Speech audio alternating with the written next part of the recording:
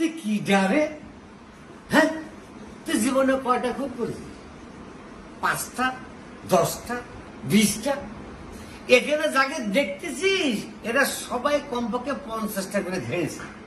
তুই যদি 50 নিচে করে দিয়ে এত কথা বলছিস, নিচে ভাই, তুই নিচে ভাই।